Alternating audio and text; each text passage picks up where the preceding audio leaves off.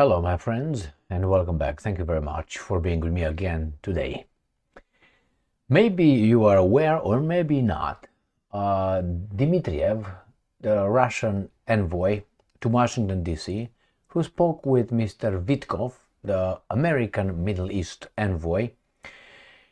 He gave an interview after talking to the Americans, and he said that there are unknown forces who try to sabotage the peace process. So in this video I will show you a few of these forces who try to sabotage the peace process in Ukraine. Donald Trump wants to call Vladimir Putin, and we have some people in his administration who oppose that. Then inner circle, they say. Then we have the French and the British delegations, military delegations, arriving, I think, in Ukraine. I'm not sure if they're military or not, representatives, to discuss the deployment of troops in Ukraine. Then we have Putin and Zelensky ready to make a deal, according to Donald Trump.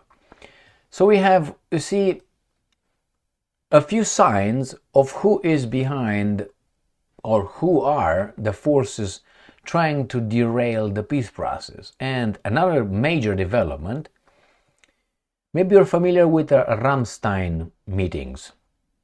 So in the past 3 years, the United States of America organized in Germany, in its military base in Germany, in Ramstein, coalition forces discussing plans to fight the Russians, how to defeat the Russians.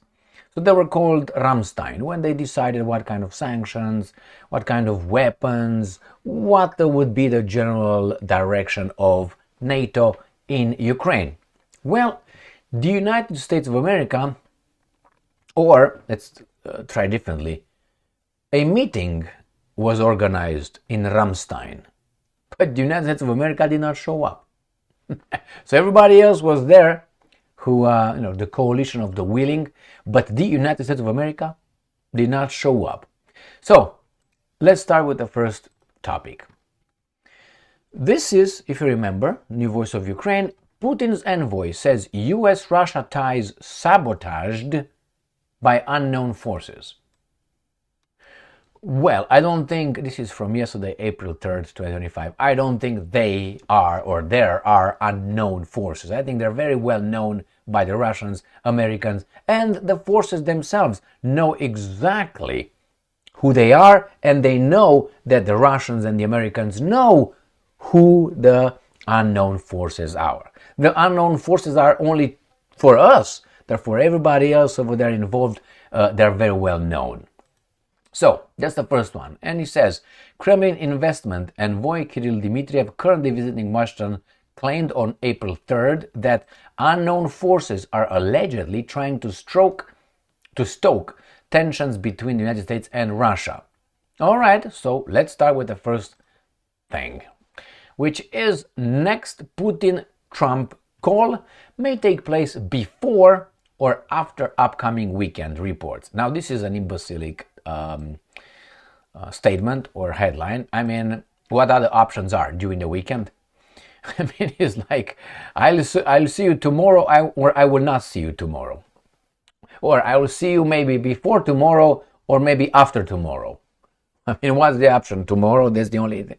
All right, so nevertheless, the point is, Trump, I covered this yesterday, wants to call allegedly, no, not allegedly, reportedly, because he said in an interview, I think with MSNBC or something, a garbage, operatives. He said that I might call Putin to discuss and so on. And then we have this, which is the great thing. We have this article from Russia Today, from today, the 4th of April. Trump inner circle opposes new Putin call, NBC News. Why would you oppose it, homies? Why would you oppose this? Maybe the dango age of baby. The US president's advisors reportedly insist any new engagement should be conditioned on a full ceasefire in Ukraine conflict. You can't do that. First, you're not in a position. Why? The United States of America, I have to remind you or break the news to you, it's not the mediator in this one. It's on the losing side. Because if the United States of America would have not gotten or got involved, Americans say gotten, correct is got, wouldn't have got in a war, involved in a war in 24th of, maybe it was not right at the beginning, in 2022, the Ukrainians will have been gone in 2 weeks. So they were actively involved. They can't be mediators. You can't be mediator, but you are part of a war. Therefore, without the United States of America, all the Ramsteins, all the sanctions, all the military equipment, all the intelligence, all the, I would say, platoons, CIA and others would have not been involved over there. That means then you are not part of the conflict. You are part of the conflict. You can't be the mediator between supposedly the Ukrainians and the Russians. You are part of the losing part. Why? Side. You want now to save face, and the Russians let you save face, but don't be too much of an asshole, because the Russians will lose patience. The same with the moon landing. The Russians, the Soviets and the Russians keep their mouth shut, if you know what I mean. But if you step on their cock too many times, they will say ouch, and then Hollywood will be again exposed. Nevertheless, what do we have here? So there are people who said no, it should be conditioned. No, you're losing.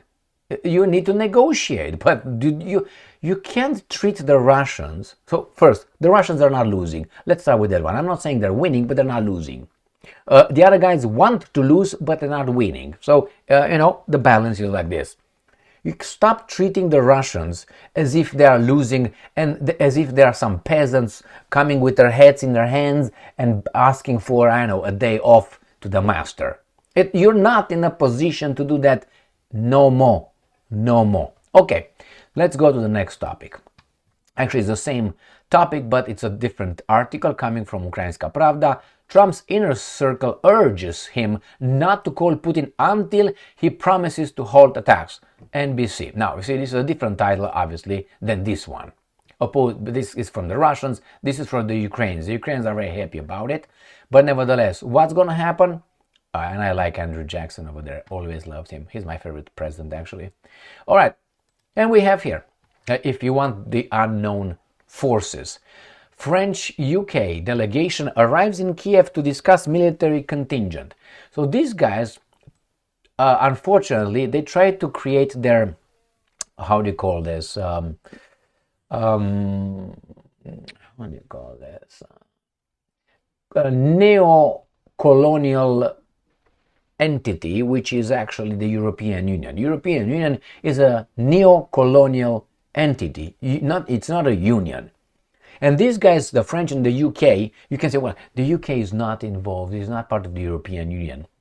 Neither is the United States of America, and still, the US still owns the European Union. European Union, tries to play tough, but if the Americans, unzip their pants, they will be first to come and provide services. So what's going on over here? The French and the UK, they're gonna talk with the Ukrainians, Zelensky, Zhmyhal, and those guys, Umerov, Syrskyi, and Yermak. None of this is ethnic Ukrainian. None. None. All right, so we have like this. They're gonna go over there and speak with these guys in charge of the actually ethnic Ukrainian nation, to tell them in the name of other baboons, which are the colonies, Romania, Czech Republic, Poland, Baltic states, tell them, the Ukrainians, the guys in charge of Ukraine, hey, we're gonna deploy troops, but with the baboons I mentioned, but guess what? We're gonna be in charge, and we want to be at a negotiating table because we are in charge. So they create their colony, but they are in charge. It's the European Union, it's the coalition of the willing, but we are the bosses. And the other countries are, now how do you call that? Servilism. So let's see what these guys try to discuss. Obviously, deployment of military contingent to Ukraine. So representatives from France, the United Kingdom, and Ukraine are meeting in Kyiv to discuss the deployment of military contingent to Ukraine. What kind of deployment of military contingent? Of French and British, or anybody else? Coalition of the willing. These are the messengers, which are actually the guys in charge, wannabe. All right. The French delegation is led by general, so I was right, military, with admiral. All right. And Ratkin, an imbecile, heads the UK delegation. Why? Go and watch my videos. I don't need to go over them. They will hold discussions with Ukrainian military officials throughout the day. A meeting with Ukrainian president, he's Ukrainian as I am Zimbabwean, is also scheduled for Friday. The UK French delegation primary objectives is to explore the potential deployment of, you see here, foreign contingent. None here, in this article, nothing is said about British and French. They started with the French UK delegations, but they're talking about foreign contingent. They don't talk about, they could have used here again, French UK, deployment of French UK contingent. No, it's foreign contingent. Got that? Details, my friends. All right, Putin and Zelensky ready to make a deal, Trump says. This is according to the 4th of April 2025 article from Russia Today. The US president has insisted that he will succeed in his mediation effort. What did I tell you? There's no mediation, but the Russians let it slide as long as they don't want to embarrass them. Remember when Macron was the first one who said, and then it was Scholz at the beginning of the war, I mean, it was in August 2022, we should not humiliate Putin. We should not humiliate Mr. Putin. And everybody was like, what? That's exactly what we want. We want to pull a Gaddafi on Putin. What are you talking about? Did you see Gaddafi spectacle provided by NATO? Did you see that? Oh, no, it was the rebels. Please, my friend. The rebels in Libya were the Ukrainians right now. That's what they are. And they're trying to consider Putin as being Gaddafi. The meaning is, who's in charge of the Ukrainian army, military? I don't think it's the Ukrainians. Not even Ukrainians. Syrsky is ethnic Russian, by the way. Umerov, the defense minister of Ukraine, is ethnic Tatar. It's not Ukrainian. And then the other three baboons, Zhmyhal, Zelensky, Stein, and Yermak, are chosen. All right, so he's mediating. And I got the last topic here, which is, I think, one of the most important topics. Russia Today, the 3rd of April. United States to skip Ukraine military aid meeting for first time. Pentagon chief Pete Hegseth will reportedly not attend the Ramstein group either virtually or in person. U.S. Defense Secretary will skip the next meeting of countries coordinating military support for Ukraine, the first such absence by a Pentagon chief. The Ukraine Defense Contact Group, also known as the Ramstein Group, is set to convene in Brussels on April 11th for the 27th time since the escalation, 27th, since the escalation of the conflict in 2022. Founded by Hegseth's predecessor, Lloyd Austin, he was just a nice guy. He was a general. From when he said bye-bye military, he went and he was on the board of directors in Raytheon. Raytheon is an arms manufacturing company. And then from there he was recalled by Biden administration. Call him back. He was recalled and he was, appointed and confirmed as the defense minister, defense secretary of the defense, not offense, defense. So that's Lloyd Austin. So you know how things work in this world. No, and while he's in the Pentagon, while he was in the Pentagon, Mr. Lloyd Austin, he had no conflict of interest whatsoever with Raytheon. He sold all his stock and everything else. He had nothing to do. And I guarantee you, Mr. Lloyd Austin right now is out of the office, and guess where he's going to be landing? I'm just guessing. He's just going to be switching channels on the TV, right? And watching porn or something. I mean, that probably he does, but... Anyway, let's move on. So here we have here, Lloyd Austin, the 50-nation coalition has provided more than $126 billion in military aid to Kyiv, including F-16, papi, pupa, papa, papa, papa. An unnamed U.S. official told the outlet on Wednesday that the defense secretary would not attend in person and he's not expected to join virtually either. The Pentagon is unlikely to send any senior representatives. We're going to send some secretaries who typically accompany the secretary on such trips. All right, let's go to what? Now you understand kind of who's who and what's what.